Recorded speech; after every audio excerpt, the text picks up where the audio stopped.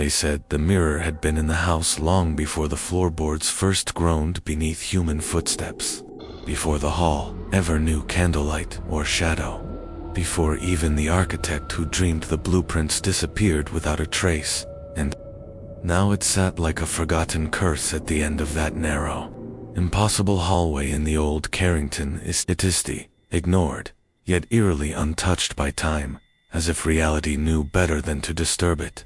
It was a relic no one dared move, wrapped in whispered warnings and the distant toll of events not yet lived. For this miracle, as a doorway, and framed with carvings that curled like twisted roots, did not reflect reality, but gave its viewers fleeting, horrifying glimpses of what was about to happen mere seconds ahead, sometimes benign, like a door creaking open, sometimes terrifying, like your own body, lying in a pool of blood at your feet while you still breathe. The first to document its anomaly was Eliza Carrington herself, the daughter of the house's first owners, who, as a child, saw her kitten leap off a shelf in the mirror's reflection before it ever jumped, only for it to miss the ledge and snap its neck when it finally did a small horror, but the first in a series of events that would grow darker with each generation. Because the mirror didn't just show what would happen, it wanted things to happen, and the longer you looked, the more it seemed to bend events to fit its vision, subtly urging fate down paths soaked in dread. Guests who glanced at it began reporting feelings of déjà vu and mounting dread, like being watched by something cold and ancient. Until one night, a visiting professor from Cambridge, Dr. Malcolm Wren, vanished after spending hours scribbling.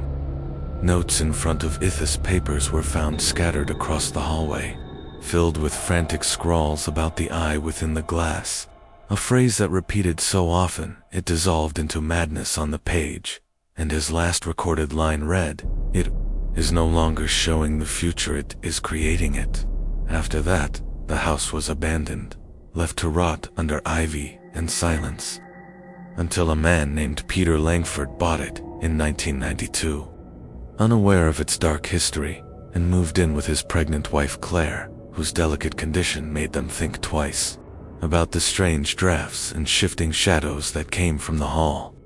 Though they both dismissed it as an old house settling into their present sointel, one night Claire saw herself in the mirror, lying at the bottom of the stairs, head twisted in an impossible angle, and screamed so loud the neighbors called the police. But when Peter rushed in, there she was, trembling in front of the mirror, unharmed but pale as bone, refusing to go near the stairwell again. 2 nights later, while reaching for a glass of water in the kitchen, Peter saw in the mirror positioned impossibly to reflect the Anglian knife slowly sliding from the edge of the sink, falling not toward him but toward a child's drawing that lay on the floor, a drawing Claire had made earlier of the baby's room, except now it had a red X through the crib. They moved the next morning, abandoning most of their furniture and refusing to explain their haste, but the mirror remained immovable, as if fused to the house, untouched by time or dust, waiting like a predator that could afford patience. Decades passed, and the house remained unoccupied until a paranormal investigation team obtained permission to explore the property for a Halloween special. And that's where this footage comes from, the raw, uncut video that was never aired, but leaked anonymously years later, showing the team setting up EMF readers, cameras, and infrared lights, all the usual tools, laughing nervously as they joked about the mirror being just a cracked antique with a bad attitude. But as the hours wore on, their laughter faded into silence, then whispers, then frantic shouts as each began seeing things in the mirror that hadn't happened at Yentl. They did, with brutal precision, lights bursting, tripods collapsing on their own, and one member, a young woman named Tamara, screaming as she saw herself hung by her own cable wires in the reflection just seconds before the wires above her gave out.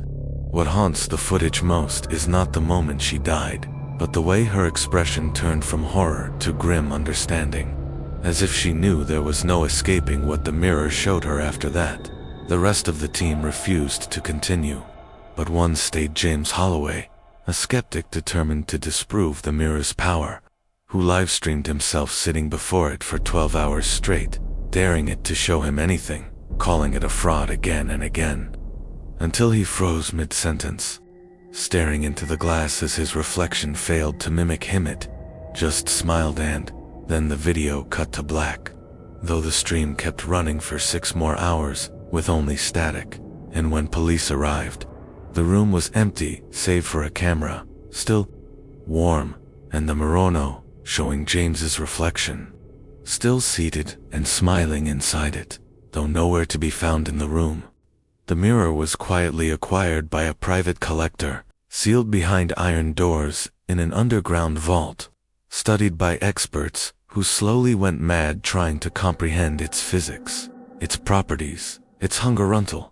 Even the collector went missing, leaving only a note scrawled in shaky hand. The future is not a gift, it is a curse when seen too soon. And from that day forward, no one dared to look into it again until now, because somehow, impossibly, the mirror has returned, placed in a suburban thrift store with no origin records, tagged for $15 and labeled old hallway glass do not touch.